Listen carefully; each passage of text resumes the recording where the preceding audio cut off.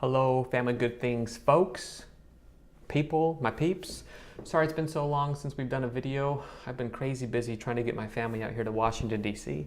I realize this does not look like Catholic University of America because I'm in this kind of boring looking office, but here's where I sit day after day, hour after hour, doing research, sitting at my computer going, I'm learning, I'm writing. Totally worth it though, because being in this proximity, I get to collaborate with a lot of organizations, think tanks, advocacy groups, individuals, academics, attorneys, who are all trying to promote faith, family, and freedom. The same stuff that we try to educate and advocate for at Family Good Things. Now, Dr. Rob and I have been somewhat absent because Dr. Rob had a baby, congratulations.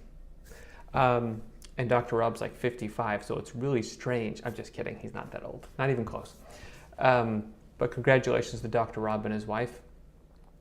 But we've been absent for a little while, and we're going to try to get back into the swing of things much more. Dr. Rob has posted a new article in the last few weeks, so you might want to check that out. As for me, my family and I are loving Washington, D.C. The adjustment to being away from friends, our children's friends, and my wife trying her hand at homeschooling just for a few months so we could go and see a lot more sites and do some hands-on educational activities. That's been quite an adjustment. But the area is wonderful. There's so much to see. This great country is even greater when you start to reminisce on the events and the wars and the achievements and the laws, just the founding of this country and the history of it. So that's been pretty remarkable for us.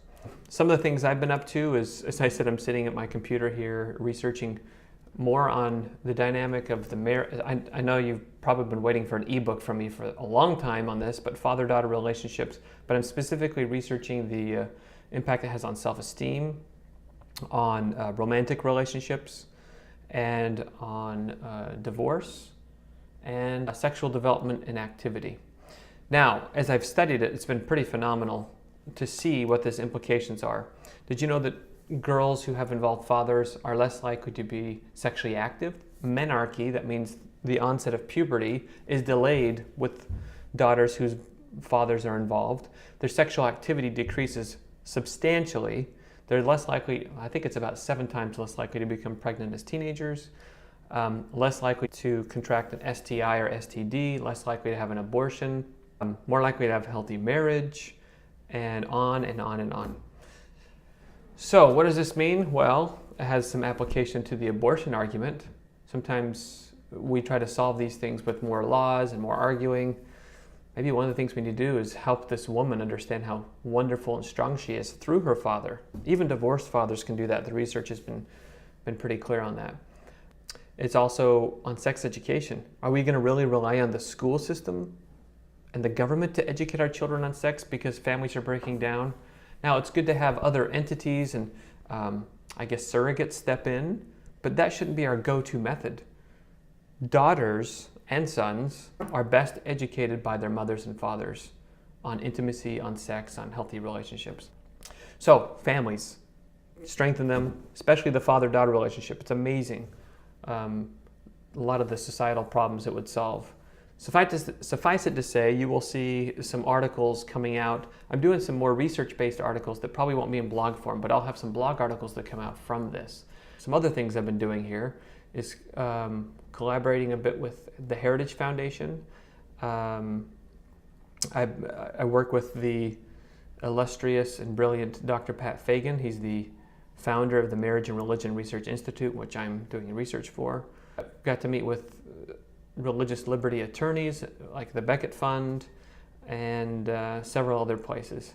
So I hope wherever you are, you can understand that there is ample research to support the importance of gender in marriage and in family. For example, fathers make that unique contribution to their daughters. It's very different, the contribution they make to their sons, and it's very different than what mothers contribute to their sons and what mothers contribute to their daughters, which tells you that gender matters in marriage and in family and in parenting. I'm not trying to make a political statement, I'm making an empirical or a research-based statement.